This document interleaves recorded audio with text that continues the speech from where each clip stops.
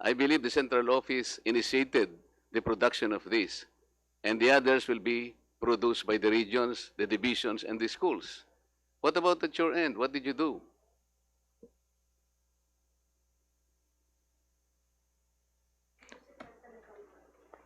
Can we have USEC San Antonio? USEC San Antonio? Madam Chair, if I rely on your section, Antonio, I think he said earlier that there is something like 59%. Was that his, I don't know if that is the correct estimate that he say. Sabi niya, Madam Chair, 59% na na-produce. Meaning to say, kalahati ng 22 million na-produce na. So, am I supposed to assume that about 10 million SLMs have been produced already based on the representation of USEC San Antonio? Importante po kasi ito, Madam Chair, because October 5 na po ito. If DepEd cannot even guarantee a ratio of 1:1, kasi sabi nila kanina, well, by far probably 2 students or 2 enrollees will probably share 1 module. Even on that basis, Madam Chair, I think I have gained my right to know. The ibig sabihin yan, kahit kalahati nga lang eh. Kahit na 5 million lang, kung 2, halimbawa, ratio is 2:1. Kasi sabi niya, 59% lang ang na-produce. Pero totoo ba yun? You have to be very candid with us. Totoo ba o hindi? Because in the ground, Madam Chair, in Tarlac more particularly, nakakaawa yung mga teachers. Kasi po kami ang nandun eh. May nahinga po ng laptop, ng computer, ng risograph, ng photocopying, ng tinta, ng papel. And so, if this is the kind of approach, kasi sinabi nyo dito sa inyo, napakaganda eh. O, babasahin ko na po sa inyo. Major adjustments are being made at the central and field levels to enable DepEd to deliver distance learning at a magnitude never done before. Eh, magaling lang naman kayo sa paggawa ng ganito eh. Never done before. I'm assuming, Madam Chair, that they started in a very fantastic fashion. Totoo yun, COVID-19. But per your admission here, it was not only COVID-19 that triggered you to streamline the competencies. Ang sabi rito, even 2 years ago at the prodding of the very Secretary of the Department of Education, 2 years ago, sinabihan na kayo to streamline the competencies. That is why, ang akala ko, preparado tayo. Pero yung unang tanong ko lang, Madam Chair, nobody is daring to answer. How do you know that by streamlining the competencies by 60%, ang natira na lang is 40%? How do you know that the quality of education is still there? Pagkatapos wala pa yung modules. Can you imagine, Madam Chair, what kind of quality of education do we expect now sa ating mga kabataan? Binaba na nga nila yung sabi nila, this is the most, tawag nila MELCs. Most essential learning competencies, or MELCs. From 100%, it went down to only 40%. Sinong gumawa nun? Is it DepEd? You have a partner by the name of Assessment, Curriculum, and Technology Research Center. What is this center, Madam? Okay, USEC San Antonio? Yes po, there are several questions. So yung quick answer po sa Assessment, Curriculum, and Research and Technology Center is a center based at UP Diliman. I guess it's funded by the Australian government that has been providing technical support to our teams in the review of the curriculum. The first phase of the curriculum review has been completed. This was the review of the intended curriculum. As mentioned po by Congressman Marcoleta, the process of reviewing the curriculum was already taking place prior to COVID, and Can we what start helped with the us number? identify Can we start with the numbers of the modules? competencies, the most essential learning competencies. I want you is to the start. initial output of Excuse me. Excuse me. the study po. I want you to start supplying us the numbers of the modules that you have so far produced. As mentioned po earlier, it's 59%. Our target for Where are printed these? self-learning modules is Where are these 59% 59% modules? of the enrollment. Teka muna, So, teka muna. 59% of the enrollment. Nasaan yung mga 59% na modules where are these? I want to find out. I will be mentioning po the divisions that have reported to be on time in their process of reproducing the modules. I just retrieve my file. Baka magkamali ka, Your Honor. Yusek. Interlock, for example, I will tell you, napaka-ingenious ng mga tao doon. Did you know that they did not even wait for your modules? Gumawa sila ng sarili nilang learning materials. They call it Project Simple. Meron silang mga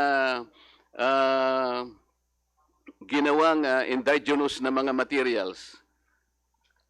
At pagkatapos, sinuportahan sila ng LGUs. Madam Chair, I want to report to you that in Tarlac, there are two divisions, the Tarlac City Division and the Tarlac Provincial Divisions. Nakumpleto nila ito with only 20 million pesos. Okay? Na-identify nila yung sector that are connected. Meron silang IT, may laptop, and so marami silang pinagkuhanan na tao, including us. So yung 80% na lang ang susuplayan nila ng modular materials. They were identified that. So marami na. Kaya yung dinownload din nyo na 79 million, pinag-iisipan pa nila kung gagawa pa sila nung modules ninyo. Kasi magkakadoble-doble na ang gagawin nila. So this is how erratic and I think chaotic the start of DepEd. So, paano sasabihin mo, Yusek, na kayo ang, ikaw ang tagapangulo ng curriculum sector ng DepEd, bakit di-delegate niyo sa isang grupo sa UP ang paggawa ng curriculum? You cannot delegate something that was already delegated to you. That is your primary function. Paano natin nalaman na yung 40% na streamlining ng competencies, yun ang correct na volume na dapat lamang napag-aralan ng taong, ng bata ngayon during COVID? Paano natin ma-justify yun? Madam Chair, let me reiterate that it was not entrusted to the RC. They just provided technical support. The effort in reviewing the curriculum was undertaken by the Bureau of Curriculum Development, and we utilized certain criteria. The most important criterion used in determining which learning competencies would be retained is endurance. When we talk about endurance, these are the competencies, skills, knowledge that a child needs for him or for her to be able to acquire, to be ready to learn more in terms of the challenges of learning the things that are supposed to be learned in the next grade. So we had some considerations in doing this. The reason why the most essential learning competencies has been reduced is there were those that were merged. There were those that were deleted because they were repetitious. There were those that were also added. And again, just to point out, Madam Chair, that the effort was not given to anyone else. We just enjoyed the technical support of an agency that is supposed to provide help to us. I think, Madam Chair, it's okay for the Department of Education to utilize the expertise of people around us. We don't claim to be the experts. We always interact with the stakeholders and we recognize their support. In certain aspects of the things we do, we also collaborate with PNU, we collaborate with other universities, we listen to them because we don't really claim that we are the only ones who know. But I feel that when we say we want to work with 40% of the competencies, we did not abandon the things that were very important. We just decided to pay attention to the most important foundational was this- competencies which was we this feel the group- was learners this group should budgeted? possess. Nakalagay ba sa budget ninyo itong participation ng group na ito? I didn't see it in the budget of 2020. How is this group compensated? Madam Chair, I'm not in the know. I think they are not paid. You're supposed to because be in the know kasi as I ikaw ang was saying, curriculum my eh. understanding is they are supported Ay, by na naman funds tayo from eh. the Australian government. Can you imagine, So it's a kind of curriculum ang support pinag-uusapan, to Madam education. Chair, and the USEC is not in the know. How can you justify that? Tinatanong ko lang, saan nyo kinuha ang budget to for example, get the assistance of this group? Madam Chair, I think I said that my understanding is DepEd does not pay them. But the other members of the EXICOM can check me Is it because true, or my directors can check anybody me if from I'm correct. present? Is it true na hindi nyo binayaran yung ACTRC? Yusek Ana? I think, Madam Chair, Director Joyce can be requested to provide the information. The Director of the Bureau of Curriculum Development. Okay. Director Joy, you are recognized. Madam Chair, good afternoon. This is Director Joy, the Director of the Bureau of Curriculum Development. Our partnership with ACRC goes back sometime during the making of the development of the K-12 curriculum. The only question, Madam, is where is the an budget? Agency, is an organization that I am not asking you to was describe selected this by organization, DepEd Madam, of the please. Australian government. You have to be very considerate. My question is, was this group ever budgeted? Because we didn't see any budget, coming from any group assisting DepEd in the formulation of the curriculum. Saan po nakukuha yung budget nito? I think from the, Mr. Chair, I think from the grant of the DFAT, not from DepEd. What is that, Madam Chair? Can you please repeat that, Director Joy? Sorry, Madam Chair, it's from the Australian government. Oh, so it's a grant. It's a grant, yes. It's an aid from the Australian government. Okay, go ahead. You have to be very careful in your statements because if I can produce the documents telling otherwise, baka magkaroon ka ng problema. Huwag kayong masyadong mabilis magsalita. Okay. Yung budget ninyo for modular, magkano, Madam? For first quarter and second quarter, what is your budget?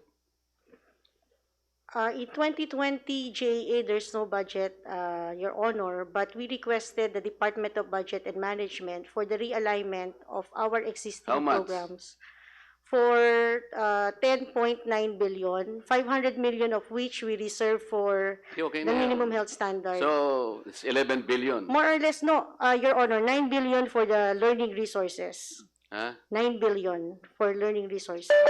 For learning resources. Okay. So, considering na ang nagagawa pa lang is 59%, even assuming that that is correct, napakarami pa nang hindi na po-produce. At October 5, magsisimula na ang nagkakagulo na sa baba. Kasi kung hindi namin sila tutulungan, hindi sila makakapag-umpisa. This is how you will describe the starting point of DepEd sa panahong ito.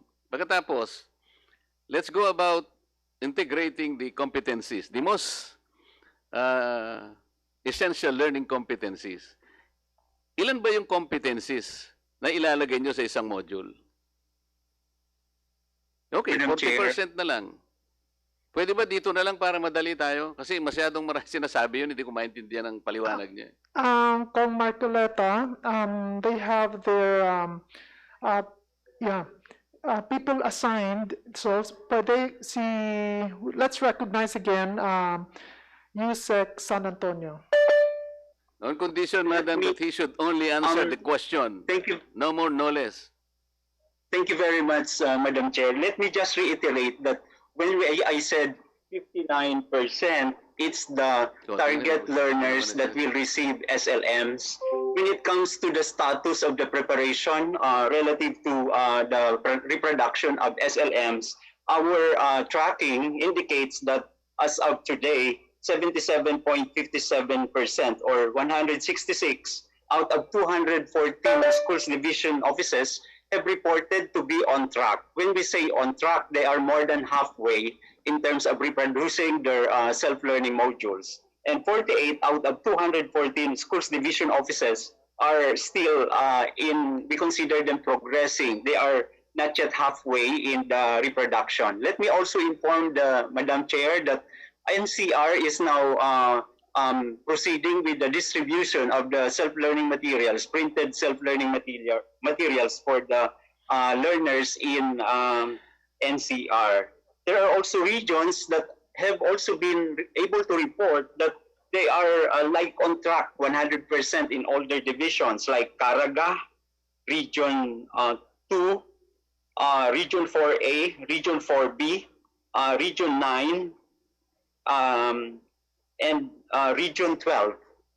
This is according to the reports submitted to us by the regional offices. Madam Chair, I have a problem with the way this USEC is answering. It's too long and it is not even responsive. I am only asking how much is the budget for the SLMs? Bakit hindi ka ba sumagot kung ano lamang ang tinatanong sa'yo? Because I really wanted to know if this is the kind of, if this is how the way you produce the materials. Can you imagine, merong nagre-risograph, merong nagpo-photocopy, there is no definite, there is no standard way on how you're supposed to produce this, on how you bind this. Paano nyo iba-bind ba ito? Ilang bang competencies per student from K to 12? How do you intend to do this? Ang dami mo kasing kinukwento eh. But we are confused kung paano kayo mag-start. For example, ayaw nyong gumawa ng libro. Gusto nyo modules. Okay, nasa sa inyo na yan kung gusto nyo gawin nyo.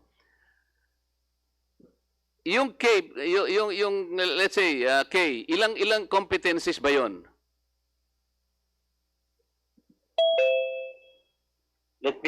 Go ahead. San Antonio, yung kindergarten, first quarter, ilang modules ba 'yon? Sorry, Madam Chair, I've not memorized all the numbers. I'm not very good in memorizing numbers. But my ASEC can help me provide the exact numbers requested by 10 ang modules. Marcoleta.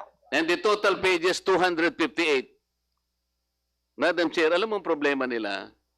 Kasi ayaw nilang gumawa ng libro. Kasi sinabi namin, you forgot the publishing industry. Noong pa, 2 budgets ago, sinabi ko na sa kanila, mali ang ginagawa ninyo because under 8047, NBDB should be the one guiding the private sector publishers to produce all books. Hindi na kayo. Wala na kayong authority gumawa ng libro. So what they decided, okay, gumawa ng ibang kaparaanan, hindi na raw libro to, Madam Chair. These are modules already. Because a textbook under the UNESCO standard should have at least 48 pages. So yung modules nila is 30 pages. Okay? Pero kapag pinagsama-sama mo, for example, yung kindergarten, 10 modules,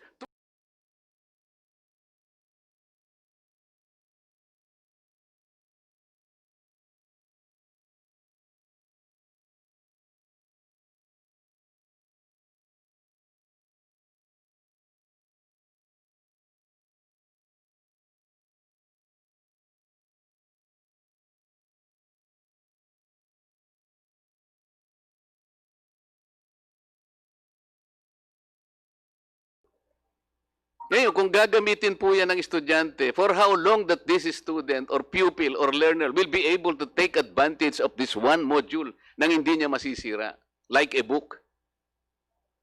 Tapos magpapalitan sila because there are 2 students that will share one module. Eh kung hindi naman kasing photographic memory ni Congressman Ted Daresco yung bata, paano ibibigay mo sa kanya? Hindi niya na maintindihan niya ganun. It should be A ready reference for you. Ibig ba niyo sabihin, wala na libro, madam? This is a simple question. Wala na libro ngayon na gagamitin? Only modules? No more books?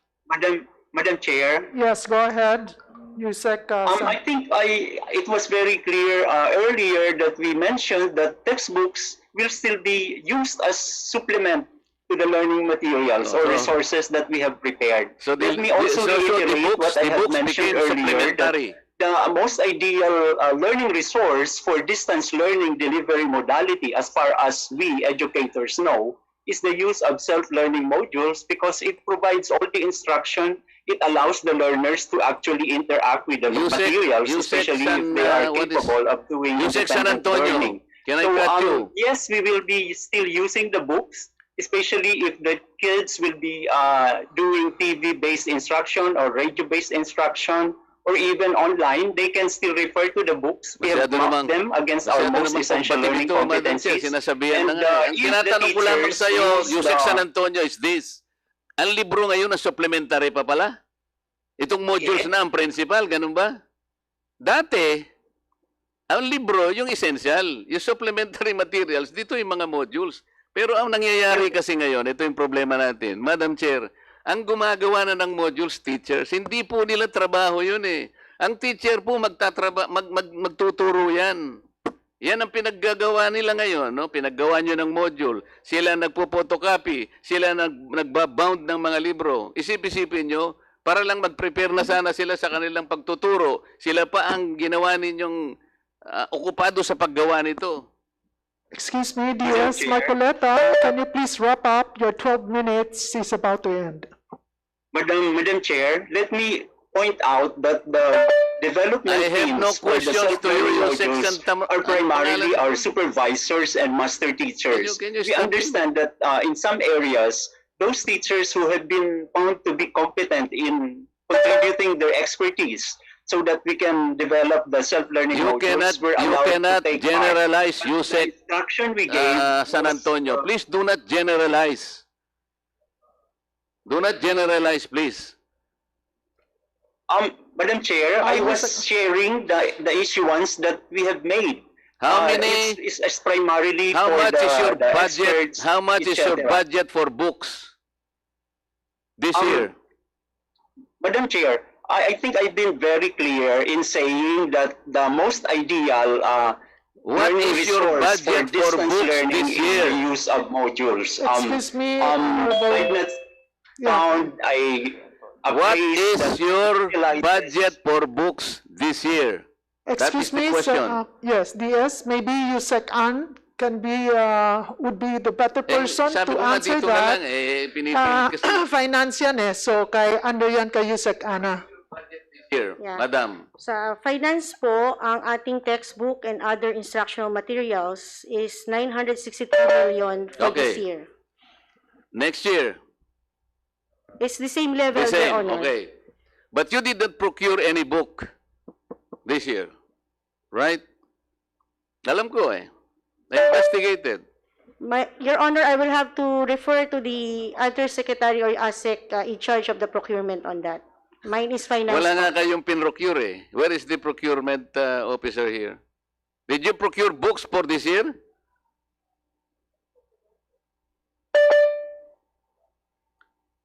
So, ito Madam Chair, pinipilit na naman itong USEC na ito na gagamitin daw ang libro. Wala nga silang pinrocure na libro ngayon. Ganito ka-chaotic, walang kaplano-plano. Magaling lang sila doon sa paggagawa ng mga ganitong write-up. DS, your time is up, but just make your last statement before we move to the next interpolator because we still have the DICT. Kasi I cannot connect this, Madam Chair. For example, yung sa mga laptop, yung computerization. I started initially earlier, sinasabi ko kay Yusek Pascua, yung iyong circular 620-0030. Ano bang nangyari ba sa yearly nating computerization, yung e-classroom natin, every year, meron tayong procurement ng napakaraming laptop, ng PCs, and so on and so forth. Every year, meron kang budget na 1.5 billion to 5 billion. Meron kang computerization program para sa DepEd. Nasaan na yung napakaraming pieces, thousands of pieces?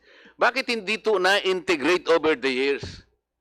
Hanggang sa gumawa ka pa uli ng circular, okay, sinabi mo rito, this is the specification for the procurement of pieces. Ang iyong circular mandates only 2 brands. Pati yung specification niya, iisa lang ang color. Madam Chair, can you imagine that? Napakamahal nitong it's an average of 5,000 to 6,500 per unit. Hindi siya ordinary. Samantalang meron kayong makukuha between 3,000 to 3,500 and you can supply most schools. So, how did you integrate now the computerization in the department over the years? And you have to procure so many computers with specified brands. Hindi ko maintindihan to. Kung halimbawa, Madam Chair, ito meron siyang nilagay. Ito yung sinasabi mo kanina, 500 for teachers, 500 pesos for teachers, merong 10 gigabytes bandwidth capacity. Sa estudyante naman, 300 for students, 6 gigabytes capacity. Can you imagine kung magkano ang postpaid and prepaid na may invest mo rito? A municipality like the municipality of Ted Haresco is probably better to improving its own Wi-Fi at masusuplayan niya lahat ng eskwela dito. Siguro with the radius of 5 kilometers away from this. Hindi ganito, Madam Chair. I'm really I am not a technical man, pero siguro simpleng system lang ito makikita eh. Pagkatapos meron na naman kayong budget for ito na modular 15.2 billion next year. Why are you going to waste this? Sa libro 963 million lang. Ito ginamit na ninyo 9 billion, hindi pala nabigyan lahat. Ngayon meron na naman kayong 15 billion. Why don't you go to books? Ayaw ninyo because ayan, private sector publishers. Nasa yung pinangako ninyo that the National Book Development Board should be reverted to the office of the President. Where are the guys? Nangako sila sa akin 3 years ago. Nagkaroon kami ng Zoom. Excuse me, DS. One ano na lang ito. Po, kasi Madam, 15 minutes na kayo. I have to ask for your permission. Kasi nandito si Jose Kumali. I can remember, nag-Zoom kami, I think July. I engaged at least 3 or 4 USEC para lamang ayusin namin yung national book publishing industry. Ang sabi nila, in July, meron ng sulat sa President. Na I discovered, wala kayong sulat eh. Madam Chair. Go ahead, Yusek Kumali. Opo. Tayo po'y humihingi ng paumanhin po dun sa impormasyon na naibigay po natin. Ako po mismo yung nagsabi po noon, Madam Chair, nung meeting na yun, humihingi po kami ng paumanhin kay Kong Dan. At that time, I thought, dahil may ganun po kasing pag-uusap, Madam Chair, naman talaga, na dahil meron pong grupo ng mga publishers. Yusek Tony, but even before that, 2 years ago, si Yusek Malaluan and Escobedo, you were there. Binidyo natin yon. You promise that you will take actions na i-request natin na yung NBDB will be reverted back to the office of the President. You were there. Pagkatapos, pinangako mo na yung Volume 5, which ngayon is trying to override even 9184, hindi po pwede yung Volume 5. Sabi nyo, aaralin ninyo. Pagkatapos, nangako pa kayo na you will look into yung libro na ni-request ng isang congressman para gamitin. Okay? Na hindi dumaan sa bidding. So, kahit sino palang congressman na medyo malakas sa inyo, pwedeng sumulat, magano ng libro, okay? Papayagan ninyo kahit walang bidding. So, ako rin pwede ako sumulat sa inyo, sponsor some kind of books. Pagkatapos, pa-approving ko sa inyo because you have approved the one of that particular colleague. Pero hindi nyo ginawa. Ito yung nangyayari kasi. This is about 2-3 years ago. Walang nangyayari. Hindi nyo tinutupad ang pinag-uusapan natin. Paano ako maniniwala sa inyo ngayon? Madam Chair. Tapos, pumunta kayo doon sa kanilang central office. Pumunta ako doon eh. Tapos, umikot ako. Nagkunwa ako may hinahanap. Why are there so many high-ace mga vehicles? About 100 units siguro sa estimate ko. Anong ginagawa ng mga high-ace and some pickups? Yes, that wraps up yung question ni DS. Okay, rebuttal from the Department of Education. Madam Chair, Your Honor, first on the issue of vehicles, we have procured passenger vans, one for every division office. This is the first time that DepEd procured vehicles for the division offices for use of division office personnel. We have also procured 4x4 pickup vehicles. This is also the first time that DepEd purchased 4x4 vehicles for our engineers in the field, because they have to visit all the schools in the mountains and in all parts of the country. They need these vehicles. This is the first time, may I repeat that, Madam Chair, this is the first time that DepEd procured these vehicles. The vehicles that was found or that were seen by the Honorable Congressman in DepEd Central Office were delivered prior to the COVID quarantine, what they call is lockdown. So when the divisions and regional offices will be getting and picking up these vehicles, they will no longer allowed to do so. At this time, we are slowly distributing all these vehicles to the different offices and to the different regions. Madam Chair? That's Madam Chair. Yes, Chairman Eric Yap is recognized. Gusto ko lang po sabihin na napakaswerte ko po dahil ito po yung unang taon kung saan sila mamimigay ng high-ace van at ng pickup. Isa po ang aking mahal na probinsyang Benguet sa makakatanggap nito at sa katunayan po, sa October 7 ay i-deliver na po namin to at masaya po ako dahil ang mga teachers po namin ay hirap na hirap. Nagpapasalamat po ako sa DepEd at finally po, under your leadership, naisipan niyo pong bumili ng pickup at ng high-ace kasi po, kung hindi po, mapipilitan po ako magbibigay sa kanila ng pickup. At dahil po dyan ay nakatipid po ako at maraming salamat po. At sana po ay may mga susunod na blessings pa po na dumating. Kasi kung titingnan niyo po, sa amin po sa Benguet, napaka-rough ng terrain dun. Ang ordinary kotse po doon ay mahihirapan kung hindi po ito 4x4. Sana po ay si Yusek Pasqua po, wag po magsawa at sana po wag lang po one time big time, kung hindi po 10 times big times po. Salamat po, Madam Chair. Thank you for that observation. Si Chairman Yap, Madam Ano po Chair. bang school ang sa inyo? Sa Tarlac po wala kahit ano. Baka Madam meron Chair. na po. Sa tingin ko meron po. Meron pong tinitingnan ng mga ito eh. Kaya kung hindi ko pa sinabi siguro, ha? Wala pong nakalagay sa Tarlac. Madam Chair, Your Honor, Go ahead. all division offices, all regional Because offices. a lot of the legislators are listening bakit right hindi nyo now and they dinideliver? would also expect their fair share, no? Or Wala sa equitable Zamboanga. share of these brand new vehicles, especially the 4x4, to reach the farthest barangay. So thank you very much. Let's move on to the minority block. Let me call in Representative Kulyamat for your second round, if you're still around. Representative Kulyamat, are you still there? Yes. Yes. Just a reminder po, 3 minutes because we need to wrap up. We have been here since early this morning at 8:30. Madam Chair, So, salamat. Go ahead. Mr. Chair, Madam Chair, ang tanong ko lamang dito ay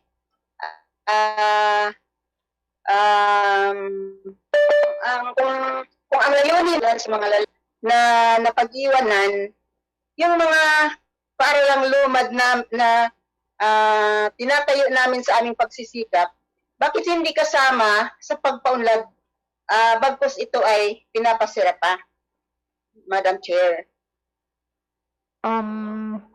Who wish to reply to that? Si Jess, Yusek Jess? Or, oh, Asek Bert. Asek Bert?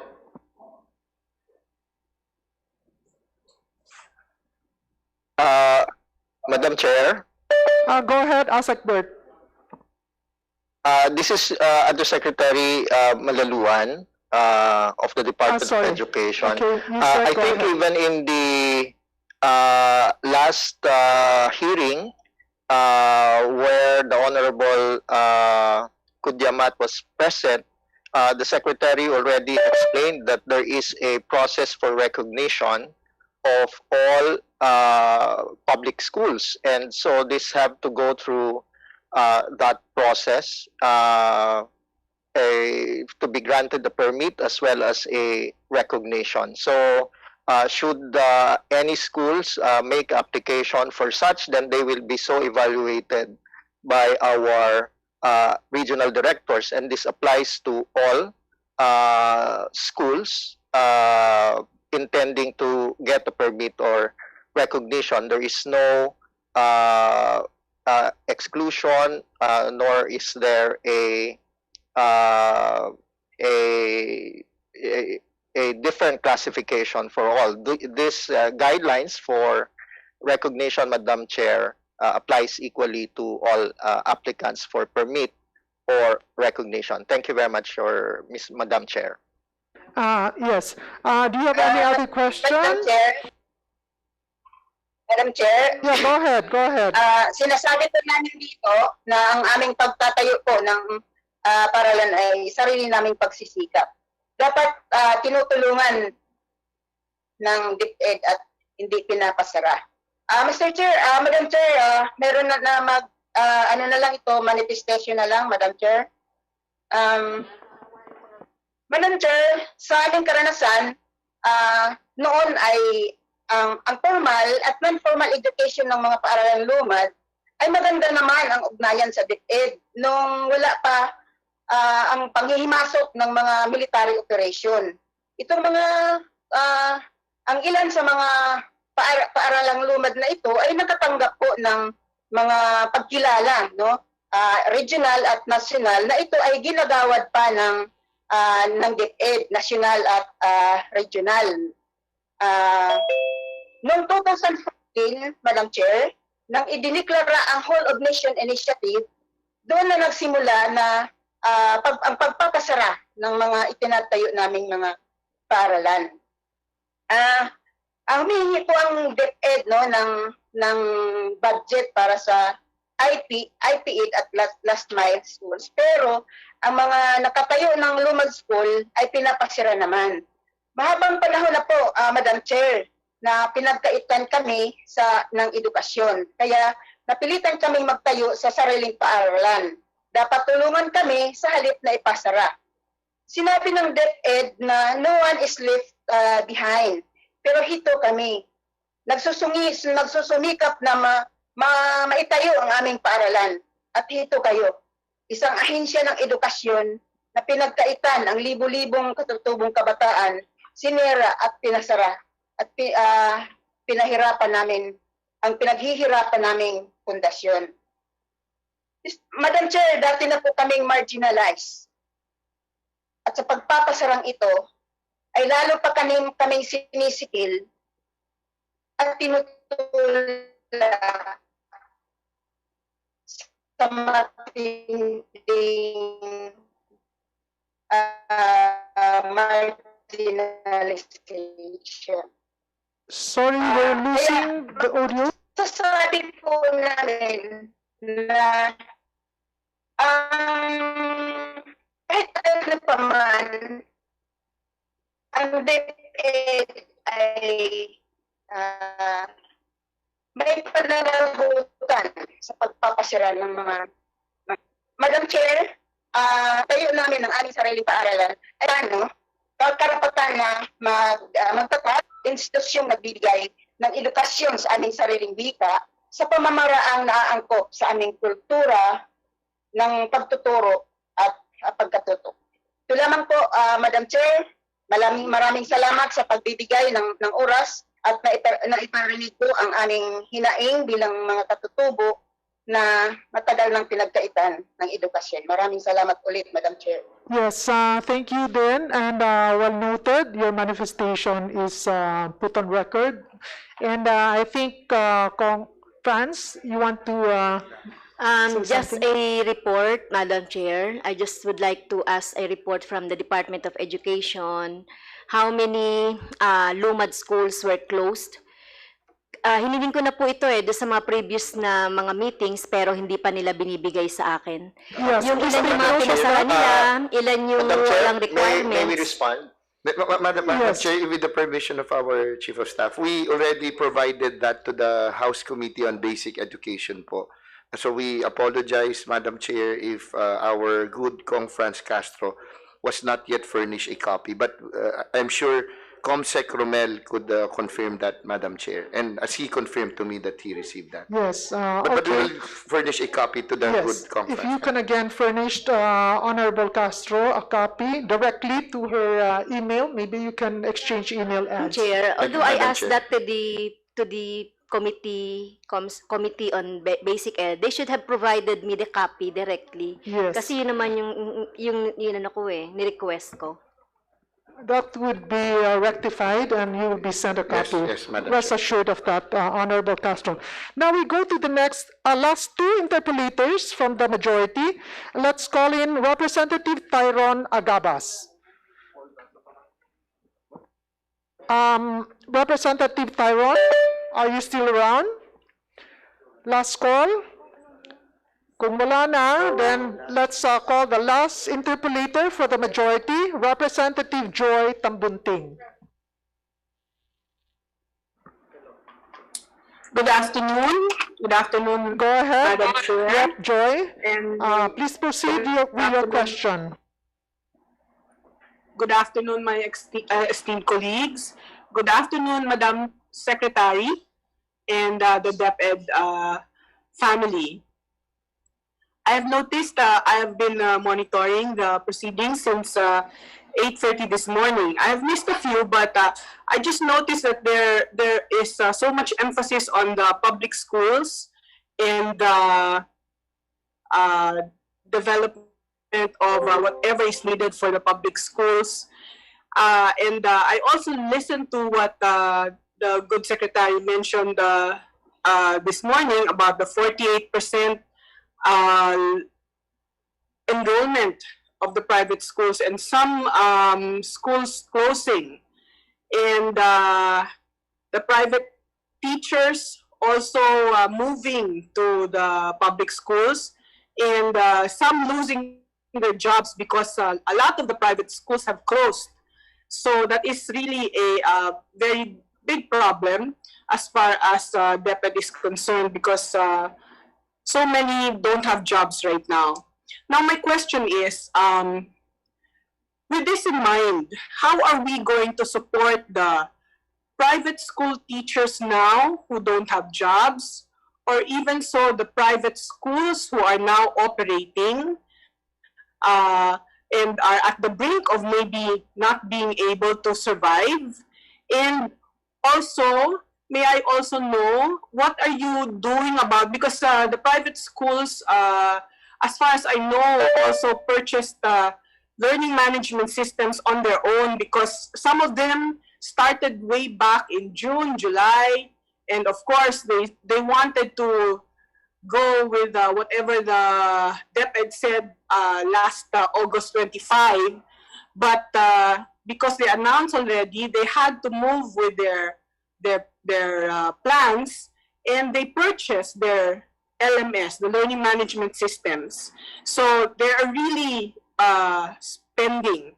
How do we plan to support the private schools? It's all about the public schools, but we have private schools also. Thank you, So, thank you. may I ask? Yes, Yusek Mateo,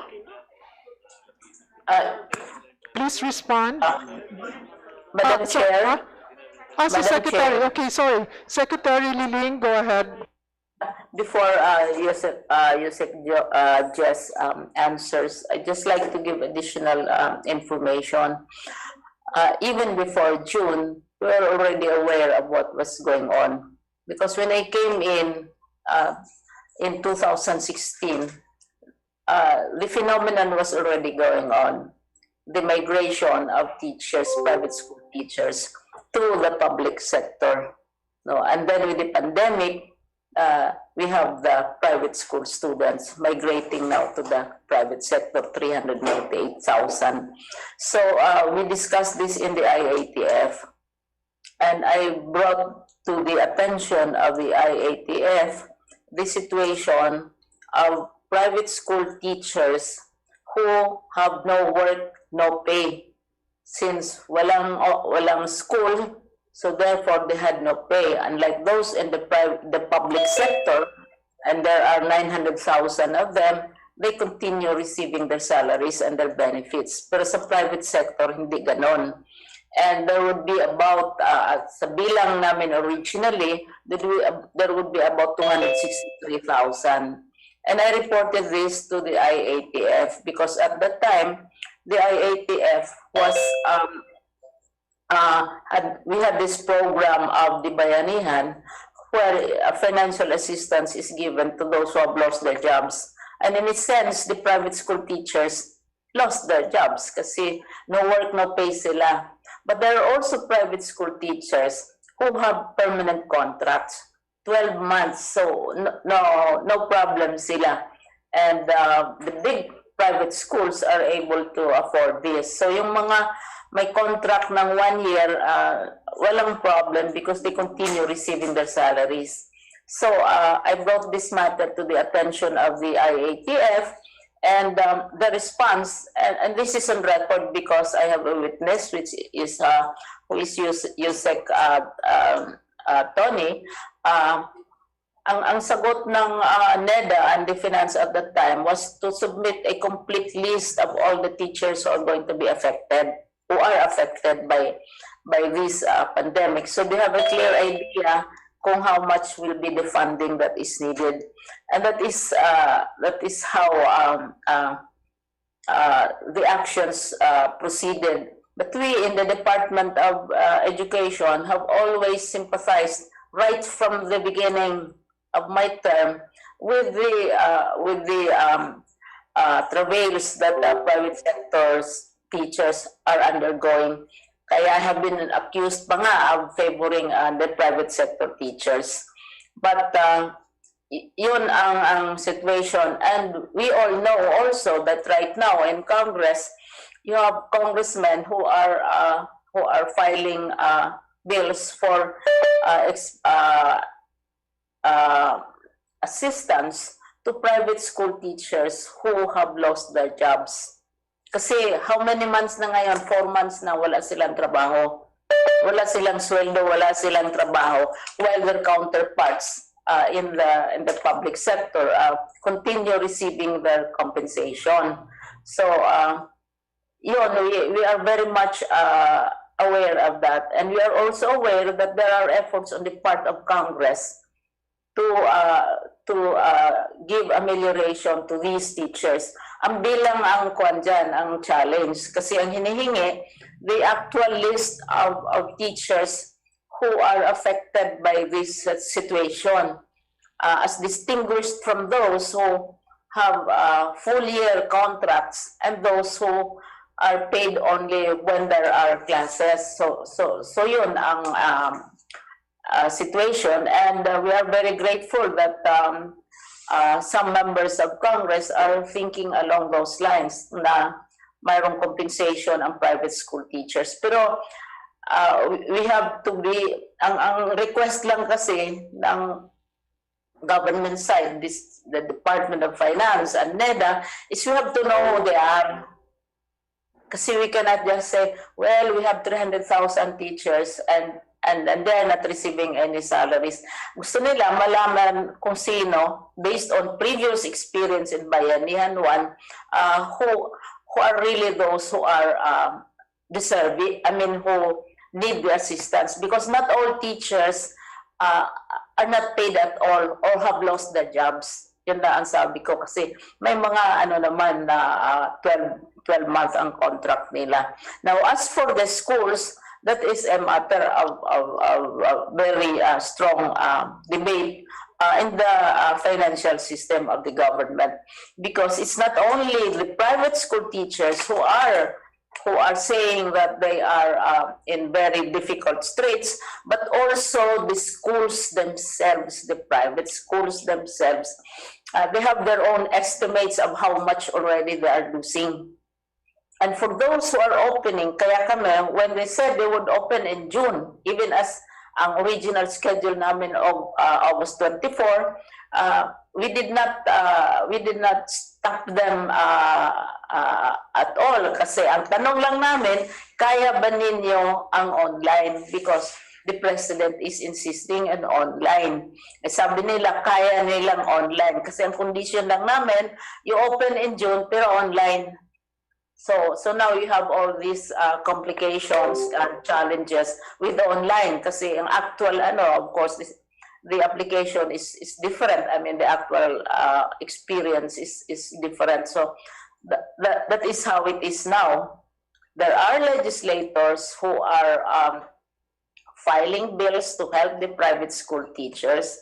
There are also those who are wanting to help the private schools themselves. Kasi magkaiba ito, the private schools who are losing and the private school teachers who are not getting paid. So dalawang sets ito. Sa akin, ang aking responsibility is the private school teachers, which I brought to the attention already. And they're asking me for a listing, the name, the account numbers, etc., because of course we all know that we have had experiences also sa Bayanihan 1 yun.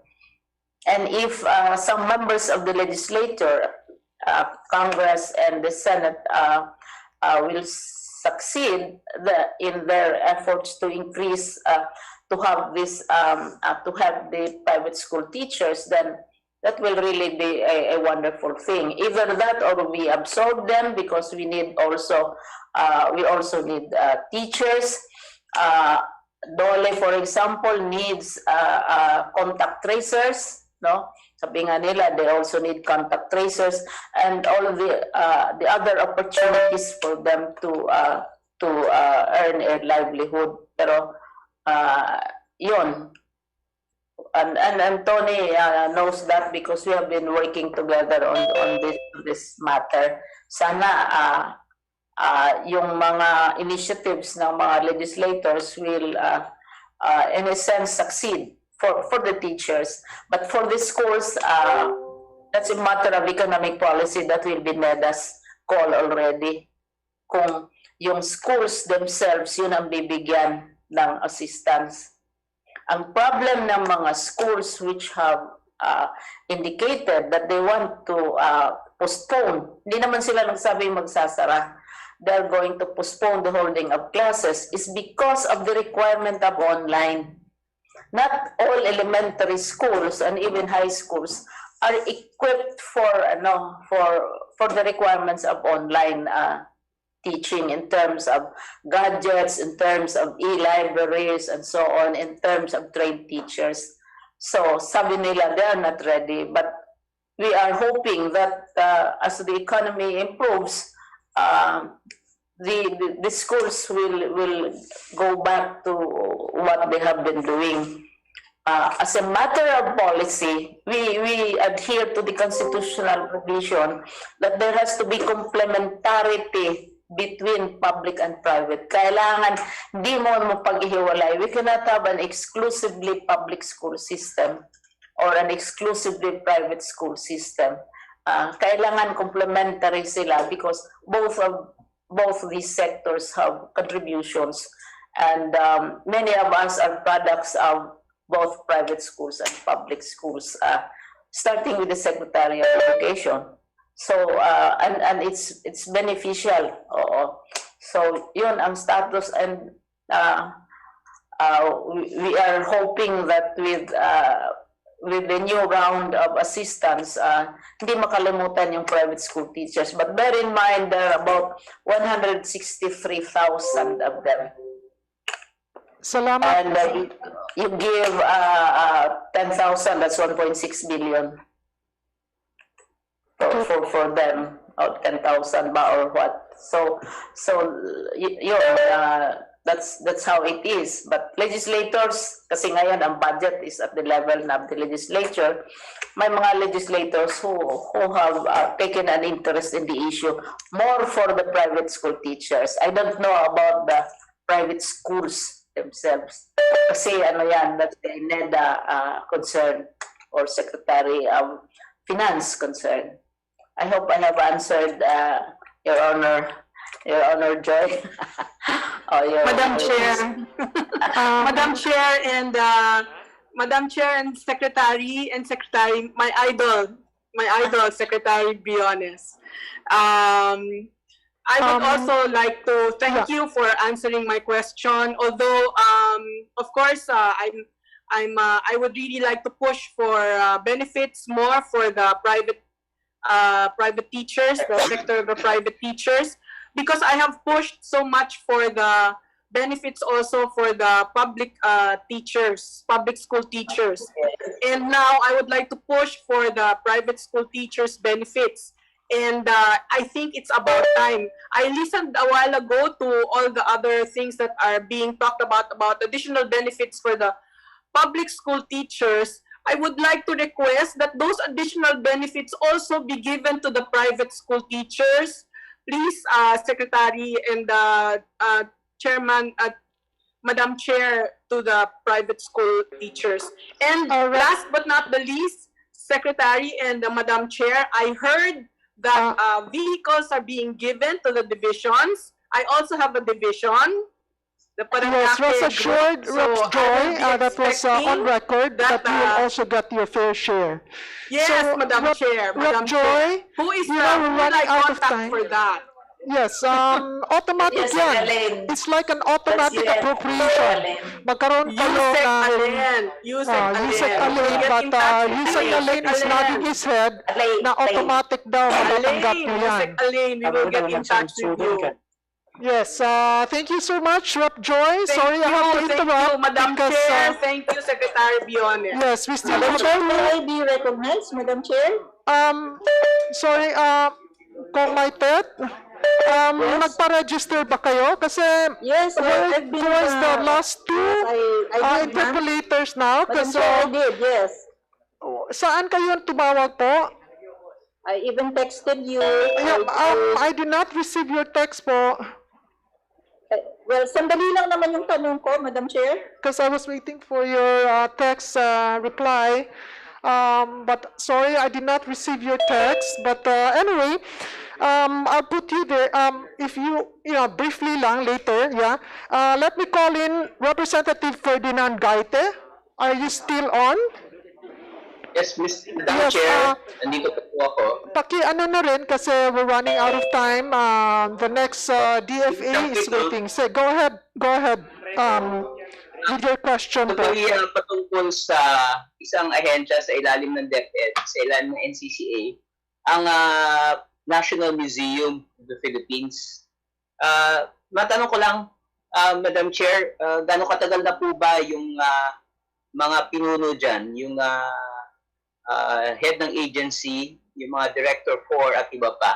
Baka pwede pong malaman gaano katagal na po sila nanililbihan sa NMP, Madam Chair.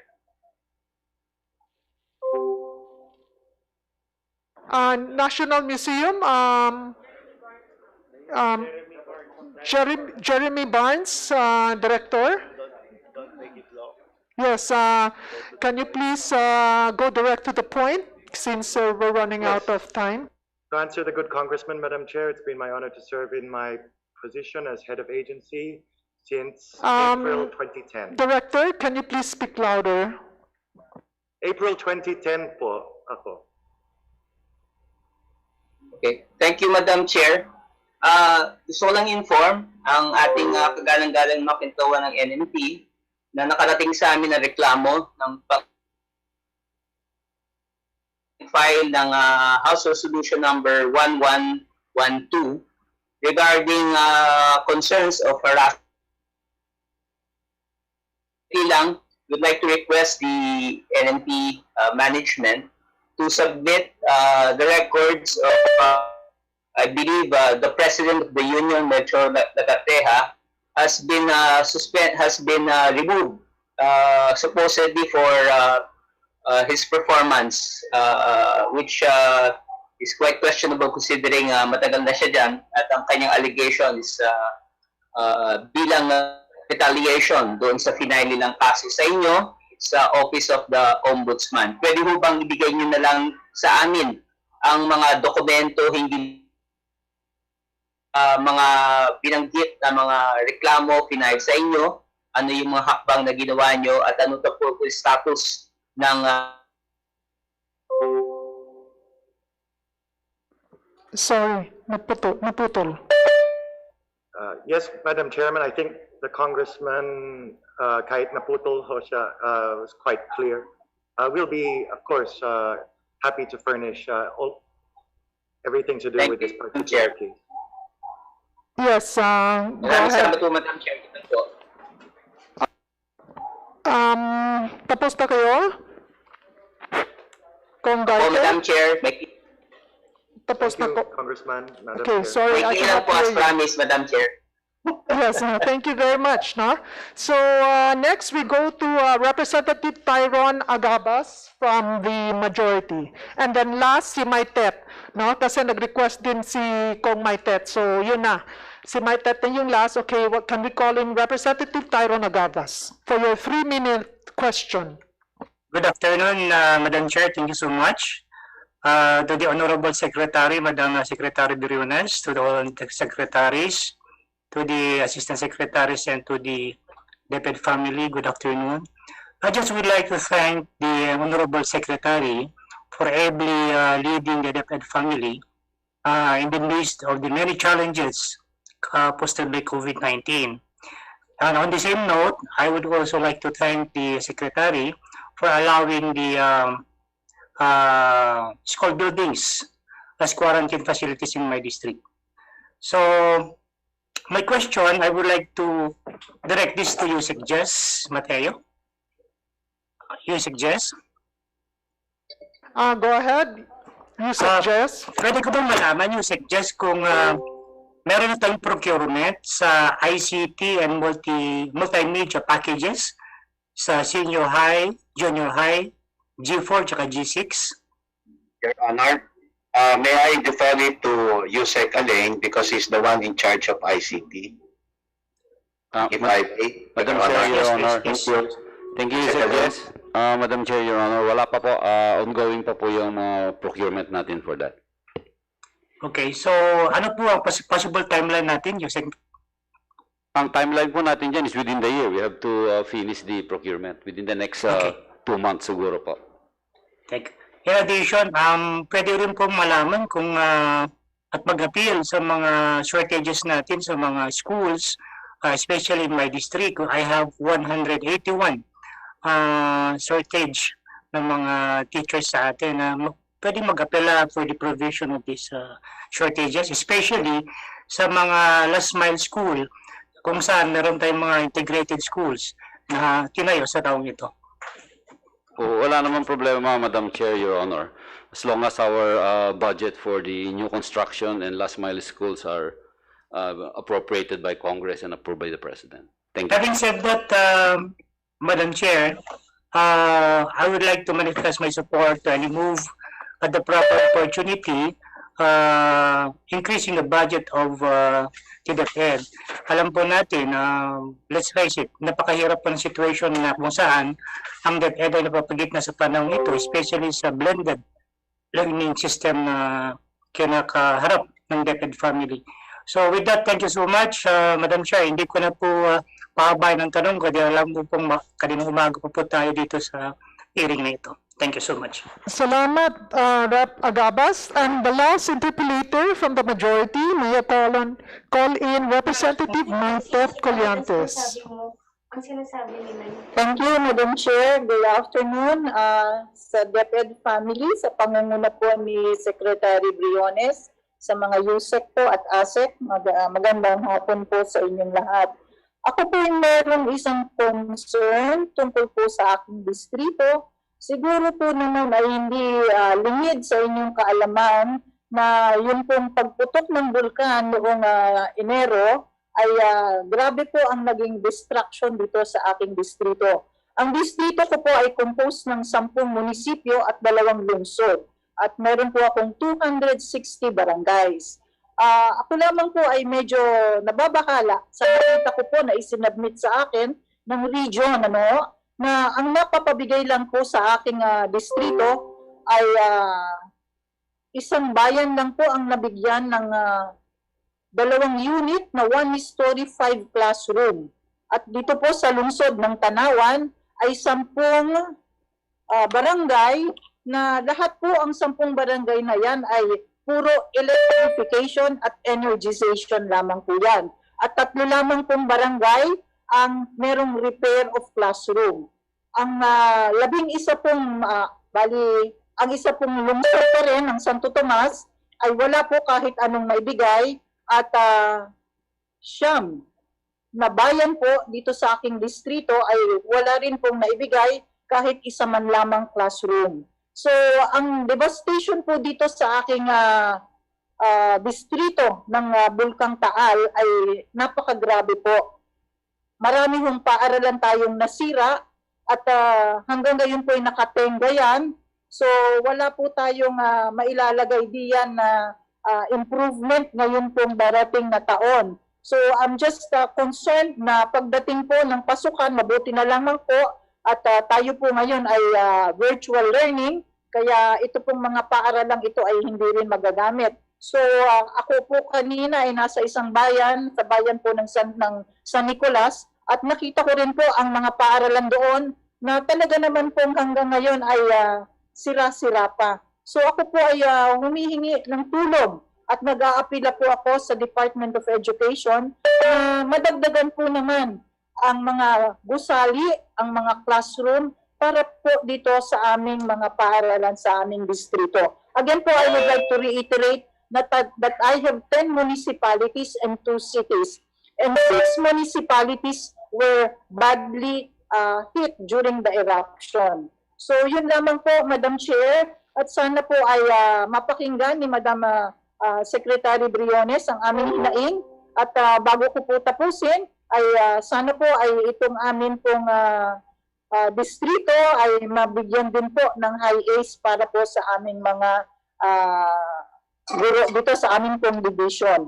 Yun lamang po at ako po ay naniniwala na ang inyo pong magandang kalooban ay magbibigay po ng magandang resulta para po sa mas magandang mga paaralan para po dito sa aming distrito. Yun naman po, Madam Chair, at magandang hapon po. Thank you very much, Kong Colyantes. I'm sure the Secretary is listening attentively to all your requests.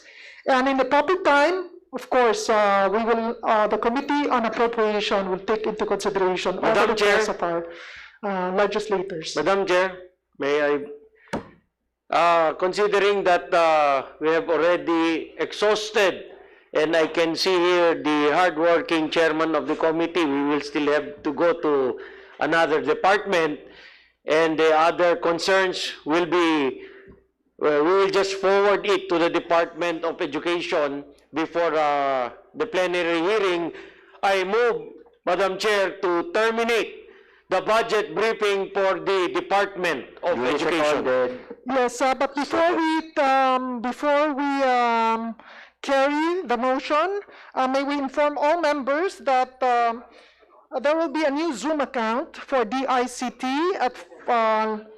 that is being posted right now in our Viber group. No, you just look it up at the Committee on Appropriation Viber group. And with that, I would also like to thank the DepEd family, especially Secretary Briones, for being very patient with us. And rest assured, we are here to support the budget of the Department of Education for the fiscal year 2021. the budget for the Department of Education is hereby terminated, and the Committee on Appropriation is suspended. Thank you.